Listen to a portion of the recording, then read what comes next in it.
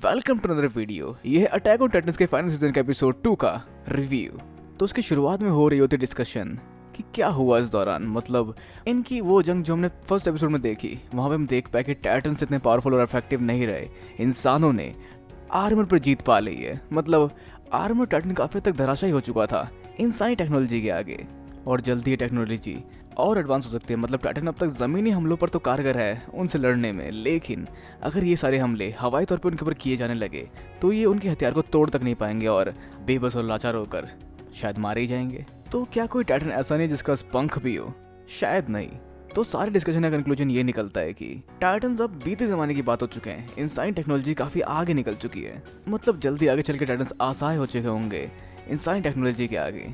पर एक सेकंड, यहाँ कुछ तो करने की सोच रहा है चौंदा, मतलब जो जेके है, जो 20 टाइटन बन सकता है, और वो सोच रहा है यूमिर के फाउंडर वाले टाइटन की शक्ति को वापस रिक्लेम किया जाए, जो बेसिकली यहाँ पर अभी एरन के पास है, जिसको वापस लाने की सोच रहा है शायद, जिसके बाद ये और तरह के टाइटन्स क्रिएट कर पाएगा। जहाँ पे वैसे कोल्ड को मिलने वाला है इसका 20 टाइटन फॉर्म, और इसके पास अभी सिर्फ 1 साल बाकी रह गया अपने काम को पूरा करने में, जो ये दोबारा करना चाहेगा अपने इस आखिरी 1 साल में जो गलती इसने 4 साल पहले की थी उसको सही करने के लिए, जहाँ पर एक कट पिट के आया था कैप्टन लेवी के हाथों। और वैसे क्या आप जानते थे कि ये एरन येगर का बड़ा भाई है, मतलब ग्रीशा येगर का बड़ा बेटा, जो अब अपने बाप की गलती को ठीक करना चाहता है, जो अपने अंदर फाउंडर टाइटन की शक्तियों को हथिया चुके थे। तो वैसे यहाँ पे जेके काफ़ी हद तक कंफ्यूज है कि उसके अंदर इतनी स्पेशलिटी कैसे आ चुकी है। मतलब वो 20 टाइटन को काफ़ी अच्छी तरह से मास्टर कर चुका है, तो क्या ऐसा उसके रॉयल ना होने के बाद भी कैसा हो रहा है? पर जहाँ पे शायद ये रॉयल है, मतलब इसकी माँ रॉयल थी जिसे शादी की थी यहाँ पर इसके पिताजी ने, और जो भी हुआ था आगे। पर अब आगे जान पाते हैं कुछ रिपोर्ट्स के बारे में, जो है पैराडाइज आइलैंड के बारे में, जहाँ पर अब तक 3 साल पहले काफ़ी से जहाज गए हैं और वो सारी जहाज कभी वापस आए ही नहीं। तो ये किसकी करामात हो सकती है? जहाँ पर ये एक टाइटन के बस की बात नहीं है, तो हो सकता है यहाँ पे 2 टाइटन जो पोर्ट के पास खड़े हैं, मतलब बंदरगाह के पास खड़े हैं, उन लोगों का खात्मा करने के लिए। अब कहानी में दूसरी तरफ हम जान पाते हैं कि राइनर यानी कि आर्मर टाइटन अब भी जिंदा है, जो सिर्फ जख्मी हुआ था, जहाँ पे उसकी मदद की थी बाद में उसको बचाने के लिए गैलियार्ड ने, जो वैसे यहाँ जान पाता है कि उसका भाई कैसे मारा गया था, जो साथी थे राइनर का, जो बचपन में मारे गए थे, जिनको एक टाइटन ने खा लिया था। और वो टाइटन होती है यूमिर, जिसको वापस इन लोगों ने पकड़ लिया और गैलियार्ड टाइटन ने बदल कर उसको खा लेता है, जिसके बाद गैलियार्ड अब नया क्लो टाइटन बन चुका है।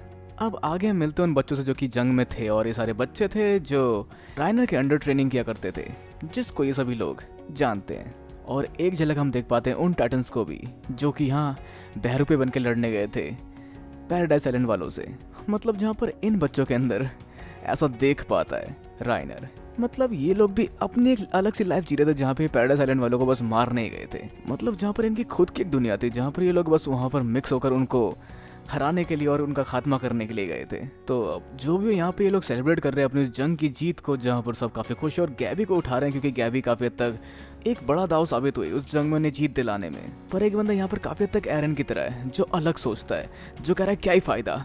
यहाँ पर वो भी खुश हो रही है, उसके बाद उसको इनहेरिट करनी पड़ेगी आर्मर टाइटन की शक्तियाँ, और वो सिर्फ 27 साल तक जिएगी, वो भी तब तक जब तक कि उस पर कोई एंटी टाइटन हमला नहीं होता। जैसा कहने में फैल्को को धमका दिया जाता है कि तुम जानते हो उसका नतीजा, हाँ, अगर तुम ऐसा कहोगे तो तुम्हें और तुम्हारी फैमिली को टाइटन्स के रूप में एक हथियार बना दिया जाएगा। मतलब वो डेड टाइटन्स जो कि नॉर्मली लड़ने के लिए पहुंच जाते हैं कहीं भी बिना कुछ सोचे समझे, जहां फैल्को अपने को सही करता है कि हाँ मैं समझ चुका हूँ, मुझे बस अपने लोगों को यूमिर की उस बुरी शक्ति से बचाना है और बाकी सबको ठीक करना है, और उन 9 टाइटन को हथियाने के बारे में भी सोचना है, जहाँ पे उसको 9 में से किसी एक की शक्तियाँ ज़रूर लेनी पड़ेगी, जिसके लिए वो मेहनत करेगा और ये चांस वो खुद लेगा, ताकि गैबी उस कर्ज से बच सके, मतलब उस चेन से बच सके, जहाँ पे उसे अगला आर्मर टाइटन बनना पड़ सकता है और वो खतरे में पड़ सकती है। मतलब सिर्फ 27 साल तक जिएगी, तो फैल्को को कुछ करना पड़ेगा उसको बचाने के लिए, जहाँ पर शायद गैबी काफ़ी तक फेवरेट है राइनर की भी, मतलब उसकी रिलेटिव होगी शायद, जहाँ पर हो सकता है वो उसको बचाना चाहता है। तो फाइनली इनकी ट्रेन का सफ़र खत्म होता है और लोग पहुंचते हैं अपनी मंजिल की ओर, जो इनका घर है, जहाँ पर ये अपनी फैमिली वालों से मिल सकते हैं और दिखा सकते हैं कि हम जिंदा लौटे हैं इस जंग से। एक बात वैसे है यहाँ फैल्को में, मतलब वो धोखा देने वाला सबका, मतलब काफ़ी तक रिवॉल्ट करेगा वो सारी रूढ़ीवादी सोच को, जहाँ पे राइनर को देख के फील कर पाता है कि शायद राइनर यहाँ पर एल्डियंस को एक टूल की तरह इस्तेमाल होते नहीं देखना चाहता, और वो कुछ अलग चाहता है एल्डियंस के लिए, जहाँ पे वो लोग शायद आज़ाद होकर अपने हिसाब से जी सके। तो फाइनली एल्डियंस अपने घर पहुंच चुके हैं, मतलब अपने छुट्टी पे पहुंच चुके हैं, जहाँ अपने घर वालों से मिल रहे हैं, और सब काफ़ी खुश हैं उन लोगों को जिंदा देखकर। तो एक और एस्पेक्ट हमें देखने को मिलता है जहाँ पर सब जंग से खुश नहीं थे, कुछ लोगों पर उसका बुरा प्रभाव पड़ा है। मतलब वो लोग अब भी जंग से रिलेटेड किसी भी चीज़ से डर कर थर थरा कर कांपने लग जाते हैं। अब इसके अलावा लोग आपस में मेमोरी शेयर कर रहे हैं, जहाँ पर गैबी बता रही है कि उसने कितना कमाल का काम किया और कैसे आर्मर ट्रेन को गिराया। लेकिन यहाँ पे एक चीज़ थी कि अगर वो पैराडाइज आइलैंड वाले लोग ना होते, वो पैराडाइज आइलैंड वाले शैतान यहाँ ना होते, तो शायद हम एल्डेंस की ज़िंदगी काफ़ी बेहतर होती, जैसा शायद रायनर की मॉम सोच रही है। जहाँ पर वो लोग एक्सप्रेस करने के लिए कहते हैं रायनर की फीलिंग्स को उस जगह के बारे में, जहाँ पर वो कहता है कि वो लोग सच्चे शैतान थे, वो एक सच्चे राक्षस थे।